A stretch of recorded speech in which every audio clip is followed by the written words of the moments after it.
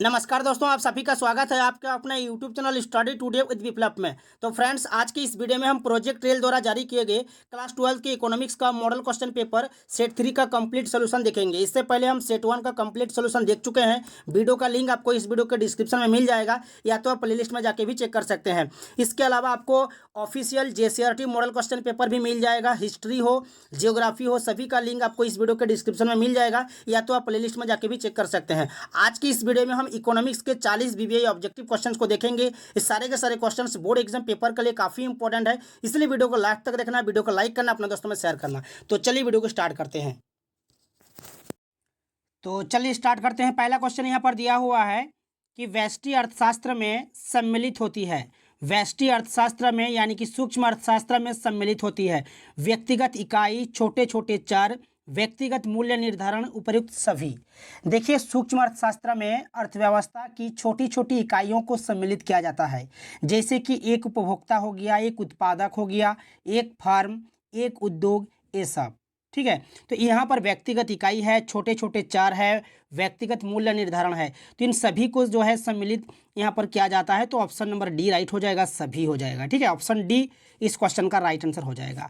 Next question दिया हुआ है कि समसीमांत उपयोगिता नियम को कहा जाता है। यहाँ पर ऑप्शन दिया हुआ है उपयोगिता वृद्धि नियम, उपयोगिता ह्रास का नियम, प्रतिस्थापन का नियम, इनमें से कोई नहीं। तो समसीमांत उपयोगिता नियम को कहा जाता है प्रतिस्थापन का नियम। ऑप्शन नंबर ग राइट हो जाएगा, प्रतिस्थापन का नियम। इसे गोसेन का दूसरा नियम भी कहा जाता है। गोसेन का दूसरा नियम प्रतिस्थापन का नियम। ठीक है, समसीमांत उपयोगिता का नियम जो है ना, इसे गोसेन का दूसरा नियम भी कहा जाता है। इसको आपको याद रखना है। अगर आपको एग्जाम में पूछ दे कि गोसेन का पहला नियम क्या है, याद रखिएगा, घटती सीमांत उपयोगिता नियम। घटती सीमांत उपयोगिता नियम जो है गोसेन का पहला नियम है, और समसीमांत उपयोगिता का नियम जो है ये गोसेन का दूसरा नियम है। दोनों को याद रखिएगा। नेक्स्ट क्वेश्चन यहाँ पर दिया हुआ है कि मांग वक्र का ढाल होता है। मांग वक्र का ढाल ऋणात्मक होता है बाएं से दाएं नीचे की ओर। ये हमारा मांग वक्र है। ठीक है, बाएं से दाएं नीचे की ओर। ठीक है, ऑप्शन नंबर ग राइट हो जाएगा, बाएं से दाएं नीचे की ओर मांग वक्र का ढाल ऋणात्मक होता है। ऑप्शन नंबर ग यहाँ पर राइट हो जाएगा। नेक्स्ट क्वेश्चन यहाँ पर दिया हुआ है प्रश्न संख्या 4 कि किस वस्तुओं के मूल्य बढ़ने पर मांग की कमी नहीं होती है। किस प्रकार के वस्तुओं के मूल्य बढ़ने पर मांग में कमी नहीं होती है। अनिवार्य वस्तुएं, आरामदायक वस्तुएं, विलासिता वस्तुएं, इनमें से कोई नहीं। तो इसका जो राइट आंसर हो जाएगा अनिवार्य वस्तुएं। ठीक है, अनिवार्य वस्तुएं, ऑप्शन नंबर क यहाँ पर राइट होगा। किसने कीमत निर्धारण प्रक्रिया में समय तत्व का विचार प्रस्तुत किया था। किसने कीमत निर्धारण प्रक्रिया में समय तत्व का विचार प्रस्तुत किया था। तो आपको यहाँ पर आंसर देना है मार्शल। ठीक है, ऑप्शन नंबर ख राइट होगा। यहाँ पर मैक्रो किस भाषा का शब्द है। मैक्रो पूछे चाहे माइक्रो पूछे, ठीक है, माइक्रो पूछे चाहे मैक्रो पूछे, दोनों जो है ग्रीक भाषा का शब्द है। ऑप्शन नंबर ख राइट हो जाएगा यहाँ पर, ग्रीक। ठीक है, मैक्रो किस भाषा का शब्द है, ग्रीक। अगर यहाँ पर एग्जाम में पूछ दे कि माइक्रो किस भाषा का शब्द है, तो भी आपको आंसर देना है ग्रीक। नेक्स्ट क्वेश्चन दिया हुआ है कि द्वितीयक क्षेत्र में निम्न में से कौन सी सेवाएं सम्मिलित है। द्वितीयक क्षेत्र विनिर्माण क्षेत्र भी से कहा जाता है।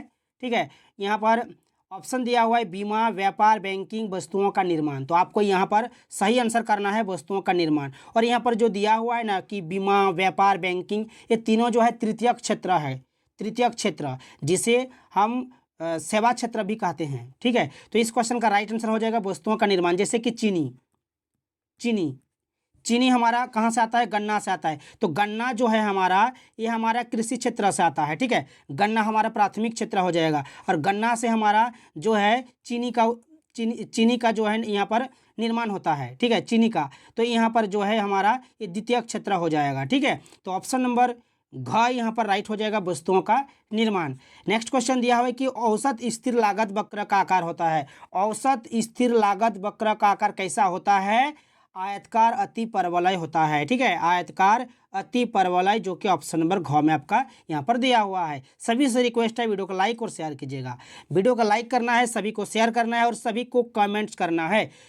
ठीक है, नेक्स्ट क्वेश्चन दिया हुआ है कि यदि एक उपभोक्ता एक वस्तु पर अपनी आय का एक बड़ा हिस्सा खर्च करता है तो उस वस्तु की मांग क्या होगी। यहाँ पर जो ऑप्शन दिया हुआ है मुझे थोड़ा डाउट लग रहा है, इसका आंसर आप लोगों को कमेंट बॉक्स में देना है, ठीक है। नेक्स्ट क्वेश्चन दिया हुआ है कि अल्पकालीन औसत लागत वक्र का आकार होता है। अल्पकालीन औसत लागत वक्र, यहाँ पर अल्पकालीन पूछा है, ठीक है। अल्पकालीन औसत लागत वक्र का आकार कैसा होता है, यू आकार का होता है। एग्जाम के लिए काफ़ी इंपॉर्टेंट है, याद रखिएगा, यू आकार। नेक्स्ट क्वेश्चन दिया हुआ है कि पूर्ण प्रतियोगी फर्म के लिए ए आर और एम आर में क्या संबंध होता है। ए आर बराबर यहाँ पर एम आर हो जाएगा, ठीक है। ऑप्शन नंबर ग राइट हो जाएगा, ए आर बराबर एम आर। नेक्स्ट दिया हुआ है कि यदि किसी वस्तु की कीमत में 4% की वृद्धि होने से उसकी मांग में 8% की कमी होती है तो मांग की कीमत लोच क्या होगी। मांग की कीमत लोच क्या होती है, मांग की कीमत लोच बराबर होती है कि वस्तु की मांग में आनुपातिक परिवर्तन, ठीक है। मांग में आनुपातिक परिवर्तन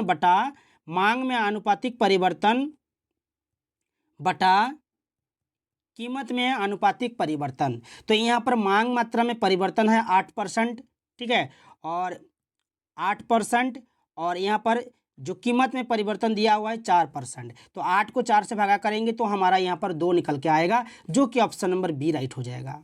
बहुत ही आसान है। नेक्स्ट क्वेश्चन यहाँ पर दिया हुआ है कि जब किसी वस्तु की मांग में वृद्धि होती है लेकिन पूर्ति में कोई परिवर्तन नहीं होता है।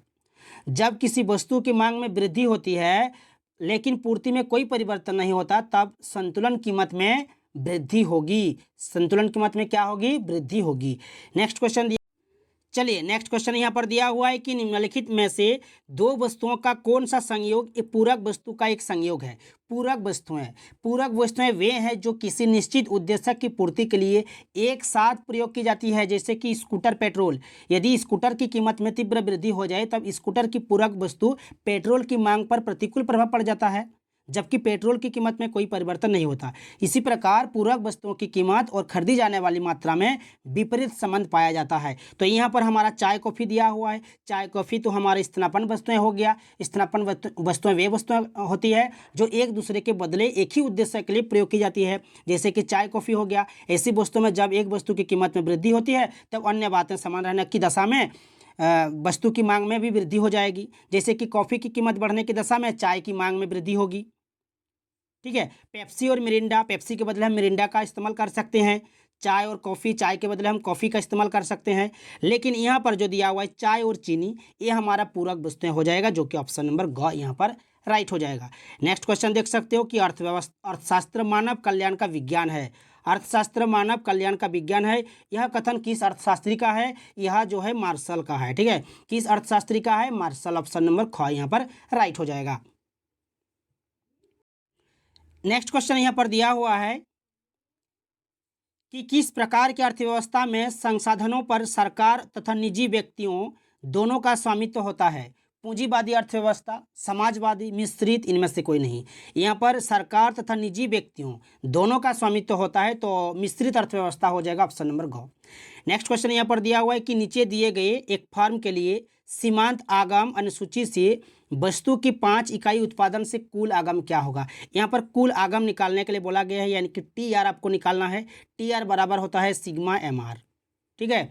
यहाँ पर जो सीमांत आगम दिया हुआ है ना 10, 8, 6, तो इन सभी का योग, ठीक है, इन सभी का योग जो है आपको जोड़ करके आपको निकालना है। यहाँ पर पूछा है कि 5 इकाई उत्पादन से, तो यहाँ पर 5 इकाई हमारा इतना दूर तक है, ठीक है। तो ये हमारा 10 जोड़ 8 जोड़ 6 जोड़ 4 जोड़ 2, यहाँ तक आपको जोड़ना है, क्योंकि 5 इकाई उत्पादन से कुल आगम क्या होगा, 5 इकाई उत्पादन। तो यहाँ पर देखो 1 2 3 4 5 इकाई, यानी कि यहाँ तक, ठीक है। 10 8 6 4 2 को जोड़ेंगे तो हमारा 30 आ जाएगा, जबकि टी आर हमारा हो जाएगा यहाँ पर, टी आर हमारा हो जाएगा यहाँ पर 30, ठीक है। टी आर हमारा हो जाएगा यहाँ पर 30, जो कि ऑप्शन नंबर ग में दिया हुआ है, ये हमारा राइट होगा। नेक्स्ट है परिवर्तनशील अनुपात का नियम उत्पादन के लिए कितने स्तर की व्याख्या करता है।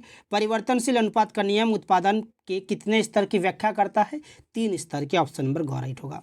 पूर्ति का नियम प्रदर्शित करता है, पूर्ति का नियम को प्रदर्शित करता है। पूर्ति का नियम एस बराबर होता है एफ, ब्रैकेट में आपको पी लिखना है, ठीक है, पी, जो कि ऑप्शन नंबर ग में गलत दिया हुआ है, ये आपका राइट आंसर हो जाएगा, ऑप्शन नंबर ग, ठीक है। यहाँ पर पी होना चाहिए ब्रैकेट के अंदर, यहाँ पर पी गलती से यहाँ पर मिस्टेक हो गया होगा।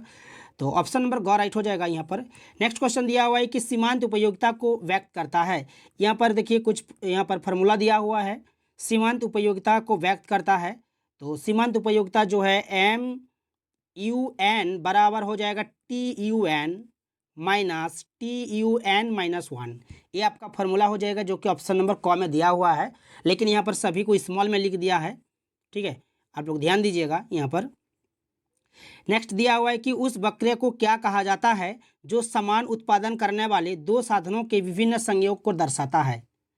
उस वक्र को क्या कहा जाता है जो समान उत्पादन करने वाले दो साधनों के विभिन्न संयोग को दर्शाता है, उसे हम कहते हैं समोत्पाद वक्र, जो कि ऑप्शन नंबर घ में लिखा हुआ है समोत्पाद वक्र। ठीक है, ऑप्शन नंबर घ राइट हो जाएगा। राष्ट्रीय आय की गणना में निम्न में से किसे सम्मिलित किया जाता है? पुरानी वस्तुओं से क्रय विक्रय, मध्यवर्ती वस्तुएं, हस्तांतरण भुगतान, पुरानी वस्तुओं के क्रय विक्रय से प्राप्त कमीशन। तो यहाँ पर ऑप्शन नंबर घ राइट हो जाएगा। ऑप्शन नंबर घ यहाँ पर राइट हो जाएगा, पुरानी वस्तुओं के क्रय विक्रय से प्राप्त कमीशन। नेक्स्ट क्वेश्चन यहाँ पर दिया हुआ है कि विदेशी विनिमय दर का निर्धारण होता है। विदेशी विनिमय दर का निर्धारण होता है सरकार द्वारा, व्यापारी द्वारा, विश्व बैंक द्वारा, मांग एवं पूर्ति की शक्तियों द्वारा। तो ऑप्शन नंबर घ राइट हो जाएगा यहाँ पर, मांग एवं पूर्ति की शक्तियों द्वारा। नेक्स्ट क्वेश्चन दिया हुआ है कि निम्नलिखित में कौन सा कथन सही है? केंद्रीय बैंक देश का सर्वोच्च बैंक है, बिल्कुल सही है। केंद्रीय बैंक पर सरकार का स्वामित्व होता है, बिल्कुल सही है। केंद्रीय बैंक नोट निर्गमन करता है, बिल्कुल सही है। तो ऑप्शन नंबर डी राइट हो जाएगा यहाँ पर सभी। किन्सियन विचारधारा के अंतर्गत आय के संतुलन का निर्धारित निम्न में से कौन है? सामूहिक मांग, सामूहिक पूर्ति, ए और बी दोनों, इनमें से कोई नहीं। तो इसका जो राइट आंसर हो जाएगा दोनों हो जाएगा, यानी कि ऑप्शन नंबर क और ख दोनों। तो ए और बी दोनों ये आपका राइट हो जाएगा, ऑप्शन नंबर ग। नेक्स्ट क्वेश्चन यहाँ पर दिया हुआ है प्रश्न संख्या 26। अगर आप अभी तक ऑफिशियल मॉडल क्वेश्चन पेपर को नहीं देखे हो, जो कि JCERT द्वारा जारी किया गया था, JCERT द्वारा जारी किए गए मॉडल पेपर का अगर अभी तक नहीं देखे हो तो वीडियो के डिस्क्रिप्शन में आपको लिंक मिल जाएगा, या तो आप प्लेलिस्ट में जाके भी देख सकते हैं। एग्जाम के लिए काफ़ी इंपॉर्टेंट है JCERT मॉडल क्वेश्चन पेपर। ठीक है, फटाफट आप लोग जाके देख लीजिएगा। ठीक है, और इससे पहले का जो वीडियो है, यानी कि इकोनॉमिक्स का जो सेट 1 सोल्यूशन, उसका भी लिंक आपको इस वीडियो के डिस्क्रिप्शन में मिल जाएगा। इसके अलावा आपको हिस्ट्री का मॉडल पेपर मिल जाएगा। ठीक है, वीडियो के डिस्क्रिप्शन में लिंक डाला हुआ है, या तो आप प्लेलिस्ट में जाके भी चेक कर सकते हैं।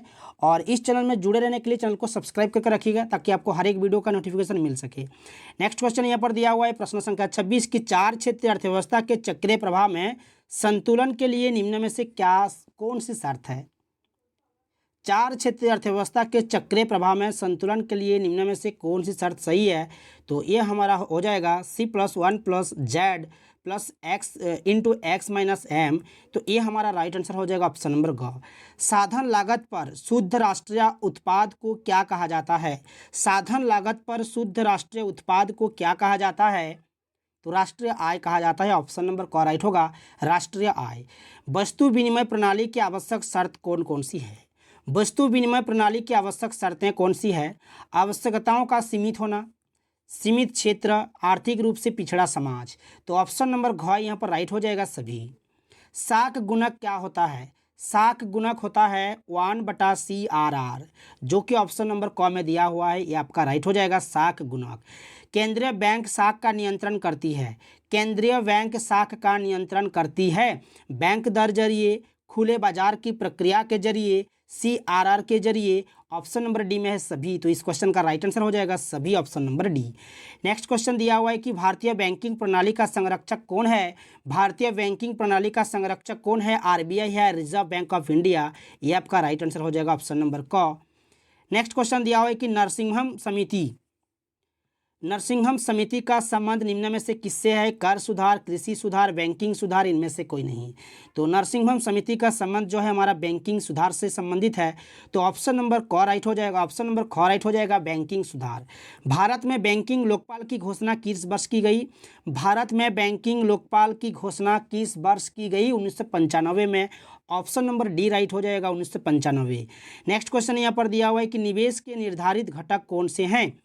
निवेश के निर्धारित घटक जो है हमारा पूंजी की सीमांत क्षमता, ब्याज, कर और ए और बी दोनों है, तो option number D right, option number ग राइट हो जाएगा। पूंजी का सीमांत क्षमता और ब्याज दर दोनों, ऑप्शन नंबर ग राइट होगा। यदि एमपीसी बराबर 0.5 है तो गुणक का मान क्या होगा? गुणक निकालने के लिए आपको लिखना है के बराबर 1/1 माइनस एमपीसी। ठीक है, तो यहाँ पर 1 की जगह 1 लिखेंगे, 1 की जगह 1 लिखेंगे और यहाँ पर 1 और यहाँ पर एमपीसी की जगह लिखेंगे 0.5, 0.5, 0.5, 1 लिखेंगे, 1 में से 0.5 को माइनस करेंगे तो फिर से 0.5 आ जाएगा। फिर ये जीरो को दशमलव को हटाएंगे तो नीचे ऊपर में एक जीरो लगा देंगे, यानी कि 10/5 हो जाएगा, जिसका उत्तर 2 निकल के आएगा। ठीक है, तो इस तरह से आप इसे निकाल सकते हो। एग्जाम के लिए काफ़ी इंपॉर्टेंट है ये वाला क्वेश्चन, गुणक का मान क्या होगा। ये आपका सब्जेक्टिव पेपर में भी आएगा और ऑब्जेक्टिव पेपर में भी आ सकता है। ठीक है, एग्जाम के लिए काफ़ी इंपॉर्टेंट है, तो ऑप्शन नंबर डी आपका यहाँ पर राइट हो जाएगा। निम्न में नेक्स्ट क्वेश्चन दिया हुआ है कि निम्न में से कौन सा कथन सही है। ये हमारा क नंबर जो है गलत है, ख नंबर भी हमारा गलत है। के बराबर होता है 1/1 माइनस एमपीसी, एमपीसी होता है, जो कि ऑप्शन नंबर घ में दिया हुआ है, सही है।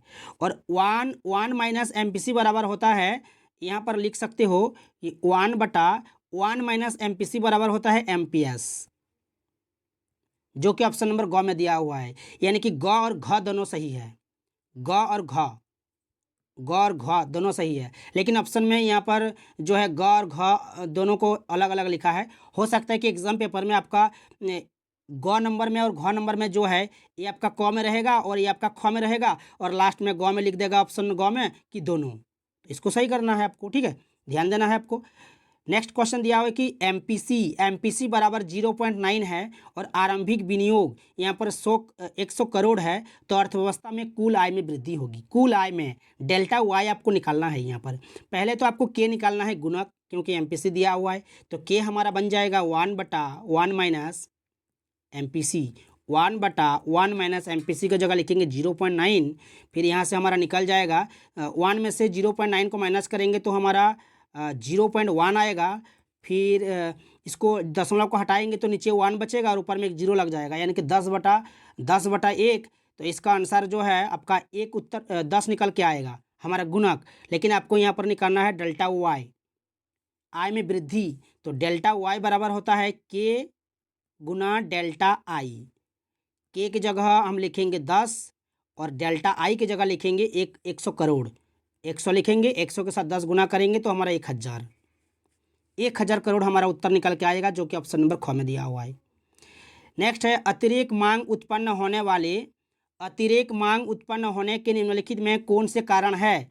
सार्वजनिक व्यय में वृद्धि, मुद्रा की पूर्ति में वृद्धि, करों में कमी, ऑप्शन डी में है सभी। तो इसका जो राइट आंसर हो जाएगा ऑप्शन नंबर डी सभी। राजकोषीय नीति के अंतर्गत निम्नलिखित में से किसे शामिल किया जाता है? सार्वजनिक व्यय को शामिल किया जाता है, करारोपण, सार्वजनिक ऋण, इन सभी को सम्मिलित किया जाता है, तो ऑप्शन नंबर डी यहाँ पर सही हो जाएगा सभी। नेक्स्ट क्वेश्चन दिया हुआ है कि विकासशील देशों के लिए कौन सा बजट सबसे उपयुक्त होता है? घाटे का बजट, संतुलित बजट, बजट का बजट, इनमें से कोई नहीं। विकासशील देशों के लिए कौन सा बजट सबसे उपयुक्त होता है? तो यहाँ पर ऑप्शन नंबर क राइट हो जाएगा, घाटे का बजट। तो ये थे 40 VBI ऑब्जेक्टिव क्वेश्चंस। वीडियो को अगर अच्छा लगा तो वीडियो को लाइक और शेयर कीजिएगा, और इस तरह के वीडियोस देखने के लिए, इस चैनल में जुड़े रहने के लिए चैनल को सब्सक्राइब करके रखिएगा। तो मिलते हैं नेक्स्ट वीडियो में।